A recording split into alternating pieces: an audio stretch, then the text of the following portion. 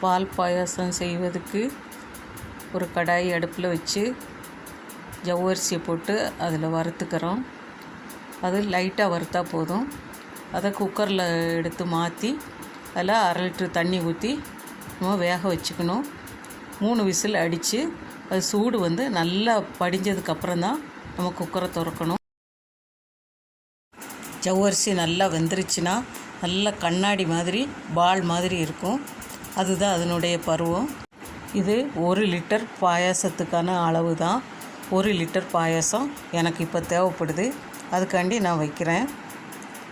இந்த குக்கரை பக்கத்து அடுப்பில் மாற்றி வச்சுட்டு அதுக்குள்ளே இந்த கடாயில் வறுத்து எடுக்க வேண்டியதெல்லாம் எடுத்துக்கலாம். முந்திரியை வறுத்து எடுத்துக்கிறோம். அவசரமாக ஒரு பாயாசம் வைக்கணும் அப்படின்னா 1/4 மணி நேரத்தில் நம்ம ஒரு பாயாசம் வச்சு எடுத்துடலாம். இது வறுக்கிறதுக்கு 2 ஸ்பூன் நெய் தான் எடுத்திருக்கேன். இதில் உலர் திராட்சையும் நம்ம வறுத்து எடுத்துக்கலாம். அதே நெய்யில் சேமியாவும் போட்டு வறுத்து எடுத்துக்கலாம். கொஞ்சம் செவக்கட்டும்.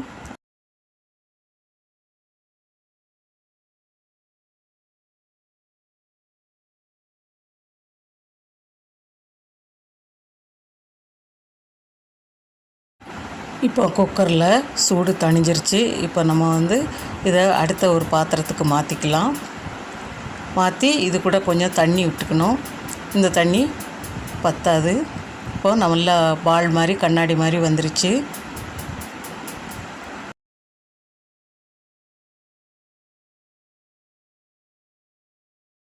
இதில் வறுத்து வச்சுருக்க சேமியாவை இதில் போட்டுடலாம்.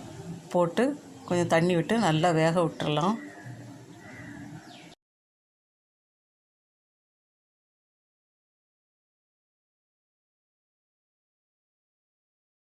இதில் வறுத்து வச்சுருக்க முந்திரி திராட்சையை இதில் கொட்டிடலாம்.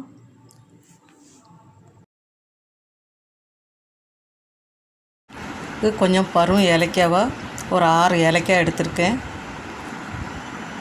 அதை பொடி பண்ணி இது கூட போட்டுக்கலாம்.